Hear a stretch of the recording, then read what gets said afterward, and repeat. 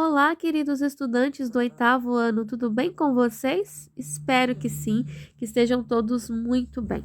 Aqui quem fala é a professora Jéssica, da disciplina de arte, e hoje daremos continuidade com os nossos estudos através da semana 5 e da semana 6, certo? Começando ali com a música. Só que hoje a gente vai falar da música num contexto totalmente diferente. A gente vai falar da moda e a música, e a influência que uma tem sobre a outra. Não é novidade, né, dessa influência e que a moda, ela vem justamente para tornar essa arte, né, visual. Por quê? Os cantores e cantoras, eles têm uma preocupação, né, com o figurino. E o figurino, muitas vezes, ele vai estar relacionada com a proposta da música a ser ali representada, certo? Então, no material de vocês têm um trecho aí bem interessante, né? Que não à toa que a primeira edição da versão brasileira de Rolling Stones estampou nada mais, nada menos que Gisele Bündchen, né? Gisele Bündchen é tida, né, como símbolo da moda brasileira. Então, isso prova mais uma vez o quanto a moda e a música, elas estão diretamente relacionadas. Por quê? Quando a gente torna ali, né, toda essa atmosfera, toda essa proposta sonora, e a gente traz também o visual dessa proposta, de certa maneira, a gente está tendo um cenário do que aquela música representa.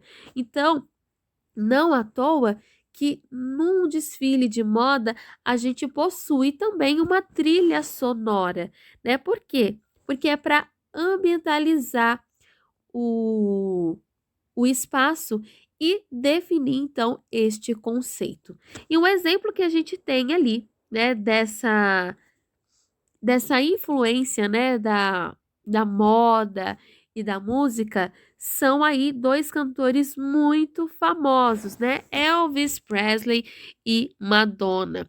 O Elvis Presley, né, ele trouxe à tona um estilo, né, do topetão, das jaquetas de motoqueiro, né, aquele rebolado frenético, que era uma rebeldia, mas também tinha uma ingenuidade, né? E isso propondo também, né, e criando ali personagens e astros como James Dean e Marlon Brando, outros símbolos aí, tá? E quando a gente fala da Madonna, né, a gente vê também a criação de diferentes looks e como eles conversam ali com as músicas, né, com os shows propostos por ela. Então, a Madonna, ela conseguiu criar aí mais de 200 looks diferentes ao longo de sua carreira. Então, ganhando também milhões de dólares em prêmios e não só influenciou efetivamente, mas também mudou também a forma de consumir música, ok? Então, a primeira atividade de vocês é justamente trazer um trecho de música, né, marcante para vocês e, claro, criar um look que vem de acordo com a proposta dessa música. Eu vou compartilhar aqui com vocês que eu escolhi um trecho da música Garota de Ipanema do Tom Jobim e fiz então o look proposto aí de acordo com a música. Então vamos lá para a sexta semana. E na semana 6 o nosso tema é diferente. A gente vai falar do teatro. No PET 1, vocês viram, né, e fizeram até uma atividade muito bacana e prática ali sobre o teatro de sombras. E aqui a gente vai voltar um pouquinho nesse assunto novamente. Então a gente vai falar do Giramundo. Turma, Giramundo, né, foi um grupo ali de teatro, né, criado pelos artistas plásticos Álvaro e Teresa e Madu.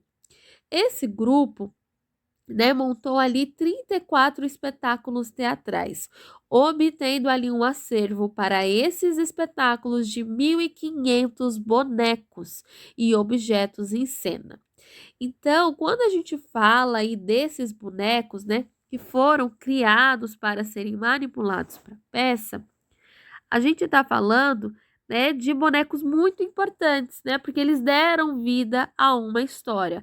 Logo, o Giramundo, ele não desfaz desse acervo, né? Ele não reaproveita esses bonecos, ele expõe esses bonecos. Por quê? Assim, o Giramundo deu então origem ao conceito de museu, porque ele percebeu que havia dois modos de conservar, né, esses bonecos, que era ou colocando em atividade teatral ou colocando em exposição, que é tão interessante quanto, ok? Então, estes, né, são aí destinos da marionete dentro deste grupo e não tiveram ali sobre luzes e refletores, deverão estar também sobre os olhares dos visitantes do Museu Giramundo, que é muito interessante, não é mesmo? E o Giramundo, turma, ele realiza espetáculos, né, para o público adulto e o público infantil. Por quê, né? Não é porque é teatro de bonecos que os temas serão só infantis. Muitas vezes o teatro ele vem sempre para trazer ali no final uma mensagem, uma proposta, que é uma reflexão atemporal. Então serve para todos e para todos os momentos, certo? Então este grupo de teatro, né, ele é também premiado e conhecido mundialmente, tanto pelas suas criações quanto pelas suas produções ali teatrais, certo? Então, a atividade em relação ao Giramundo, vocês terão ali, né, algumas perguntinhas. Então, vamos às perguntas. Sobre o Giramundo, é correto afirmar, né? Então, a gente vai dar uma lida nessas questões e vamos responder juntinhos, né? Que o Giramundo é um dos grupos de teatro de sombras e sua sede é em Belo Horizonte, Minas Gerais? B. Sua origem nas ruas tem a presença permanente dos moradores na região? C. O interesse pela cultura brasileira proporcionou o reconhecimento nacional ao Giramundo, colocando na história do teatro brasileiro? D. O Giramundo descarta os bonecos assim que o espetáculo sai de cartaz. Então, a gente conheceu um pouquinho ali do Giramundo e, de acordo com o que vocês ouviram de explicação e com o texto, a resposta correta é a letra C. E sobre teatro de sombras. Teatro de sombras vocês conheceram, né, um pouquinho no início desse ano, fazendo uma atividade aí diferenciada, prática, né, construindo ali os bonecos. Então, o teatro de sombra, turma, é uma arte muito antiga, mais antiga que o próprio teatro, né? Ela se origina ali na China e se espalhou pelo mundo. Então, consiste na manipulação de bonecos através de varas, né? E com luz. E este espetáculo, né, não tem ali, digamos que legenda, não tem ali, digamos que o diálogo, né? E sim é feito apenas ali pela encenação por meio da música, tá? Então, existe também uma lenda chinesa a respeito da origem do teatro de sombras, que no ano 121, o imperador Wu Ti da dinastia Han, desesperado com a morte da bailarina favorita, teria ordenado ao mago da corte que a trouxesse de volta no reino das sombras. Caso contrário, ele seria decapitado. E o mago usou a sua imaginação e, com a pele de peixe macia e transparente, confeccionou a silhueta da bailarina. Depois ordenou que no jardim do palácio fosse armada uma cortina branca contra a luz do sol, de modo que deixasse transparecer a luz. E no dia da apresentação ao imperador da corte, o mago fez surgir o som de uma flauta, a sombra de uma bailarina e movimentando com leveza e graciosidade. Então, neste momento, teria surgido o teatro de sombras. Então, dentro ali deste contexto, de como vocês já conheceram o teatro de sombras, que é por meio, então, da sombra e silhueta, vocês vão fazer as seguintes atividades. Vão definir o que é sombra. E, turma, eu pergunto para vocês, o que é sombra? A sombra nada mais, nada menos do que, né, a região formada ali, né, pela ausência parcial da luz, né? E ela proporciona então, né, esta sombra, essa silhueta. Então vamos lá. É uma sombra, é uma região formada pela ausência parcial da luz, proporcionada pela existência de um obstáculo, ok? E a próxima pergunta, né? Qual o conceito de silhueta? E a silhueta é o desenho que representa o perfil de uma pessoa ou de um objeto de acordo com os contornos que a sombra projeta. Então, a silhueta e a sombra, elas estão juntas. Vou deixar aqui para vocês a resposta. E a última atividade aqui, né, a penúltima atividade, pede que vocês, né, depois de conhecer ali a sombra e a silhueta, que vocês criem aí a silhueta. Lembrando que é a sombra, né, de um objeto, de um animal, né, totalmente preenchida. Então, vocês vão procurar fazer o formato, né, do objeto, do animal, da pessoa que vocês querem retratar e vão preenchê-los, porque nada mais, nada menos é que uma sombra, ok? Então vamos falar um pouquinho do teatro oprimido. Quando a gente fala do teatro oprimido, não podemos esquecer do Augusto Boal, que criou essa metodologia de teatro ali no período ditatorial, justamente para trazer ferramentas em que o espectador, de certa maneira, e potencialmente participasse, muitas vezes sem nem ter noção, né, da peça. Então, ele veio apresentar também consigo, né, essas técnicas que vão estimular uma discussão de um problema do cotidiano, fornecendo ali também uma reflexão e relação sobre o assunto explorado.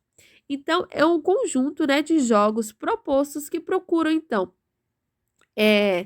desmecanizar o corpo para que não venha fazer essas tarefas repetidas, mas sim, né, venham, de certa maneira, opinar e posicionar sobre algum problema, tá?